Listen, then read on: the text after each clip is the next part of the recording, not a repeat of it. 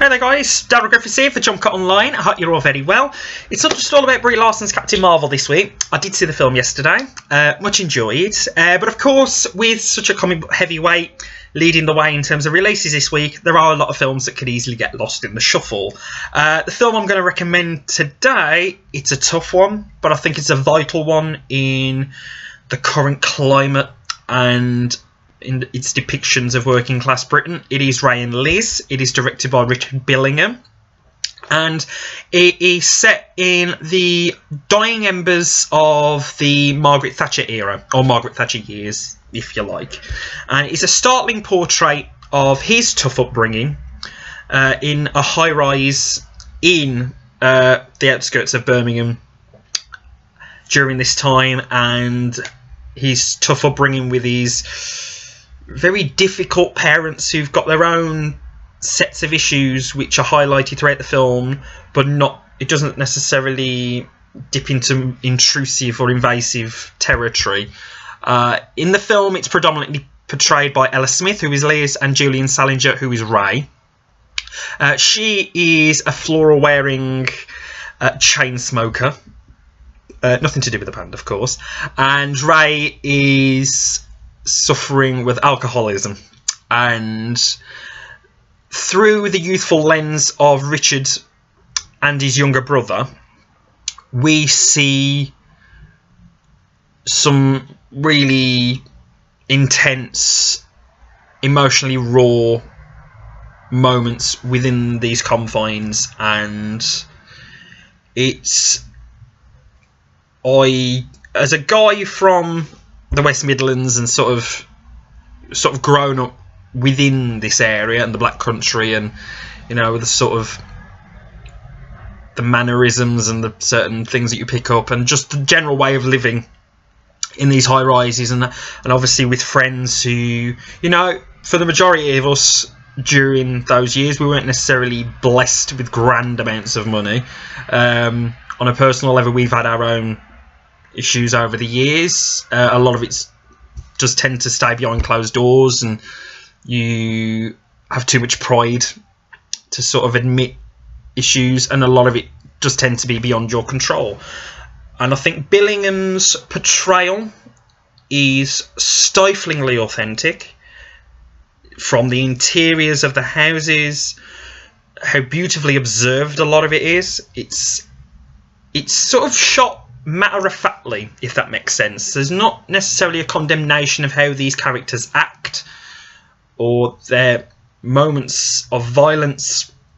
There's no real grand condemnation or judgment passed. And I think because Billingham's sort of grown up and is seeing it through a very mature lens or perspective now, in the grand scheme of things, it does resonate with how difficult things are for working class families. I think particularly now in the current era of Theresa May and Brexit and all that.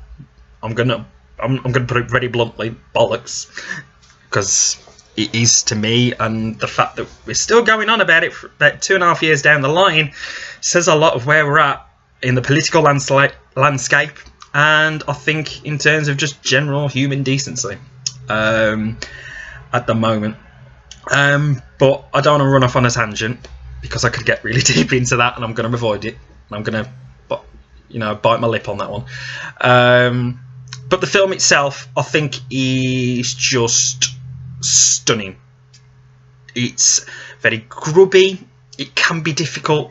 I think one particular sequence with a family friend, and let's just say a carving knife, is really cuts to the bone, and it's really difficult to watch. But then at the same time, there's moments of real grace, which you don't necessarily expect in a film of this nature as it goes along. I think Billingham's use of the dissolve shot is absolutely exquisite. There is one moment with a grown-up Ray which is piercingly red in its aesthetic in the high rise.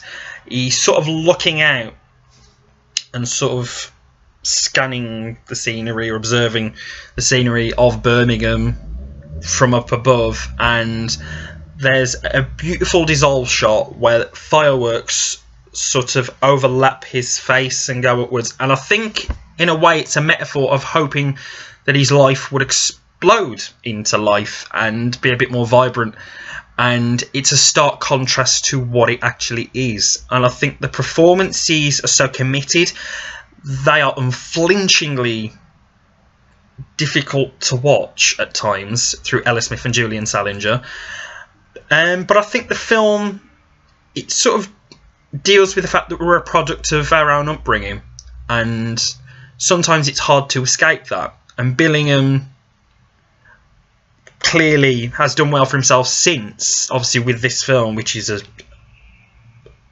it's pure kitchen sink drama of the finest order.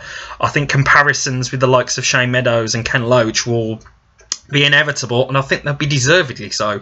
I think it's just it's going to speak to a lot of people. I think, especially for myself, from being a guy based in the West Midlands and seeing how I grew up with a lot of my friends and being in these high rises and, you know, this working class council estate, if you like. And thankfully, I've still got a lot of my friends sort of intact over the years. But you see sometimes that, you know, our lifestyles or our upbringings are stark in comparison, and, you know, there's a lot of intense moments over the years, and we've all had our own hardships, whether it's over a short period of time or long-term periods of time. But there is a togetherness that I think permeates through the film, and I think there's a sense of longing throughout the film that I think permeates throughout its running time, which is very much captured through a young Richard, as he just wants love and comfort, and there's a sense of abandon that is heartbreaking in the film, but at the same time you can sort of understand his mindset, and then at the same time you have to feel for the parents. And as the longer the film goes on, you do feel like a lot of their issues are beyond their control. If they were in a better position emotionally, financially, they would be able to provide such comfort and warmth of the calibre that their children wanted. And it's just a damn shame, especially in that era. And Margaret Thatcher, I mean, you don't need me to tell you. I only was born in '89, so I can't hardly speak for the people of that era. But I think the comparisons that it will draw from now in 2019, like 25, 30 years later, I think it's going to speak to this generation in quite vivid and unflinching fashion. And Ryan Lee's, I think, is tremendous, and I really, really hope that people seek this out. I think, especially from the area that I'm based, in the Black Country, in the West Midlands, I think this film is really going to speak to a lot of people, and I think Richard Billingham has created a near masterpiece for me in terms of pure kitchen sink drama and being unashamedly British. I think it's so authentic to the setting and the period in terms of its interiors, exteriors, the way it's observed. I could ramble on, but I'm going to resist. But please do check out Ryan Lee's if he is showing anywhere near you. I certainly hope it gets a broad enough release for people to seek it out. But that is my review of Ryan Lee's. I sincerely hope you've enjoyed it and I haven't rambled too much.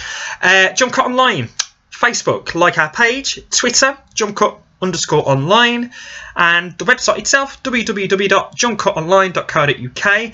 The reviews still coming up. I have 2 left from Glasgow Film Festival. I have Gloria Bell, starring Julianne Moore, which was the surprise film this year, and Out of Blue, which was directed by Carol Morley of The Falling fame. But for now, I've been Darryl Griffiths. I sincerely hope you've enjoyed it, and I will speak to you soon, guys. See you later. Bye now.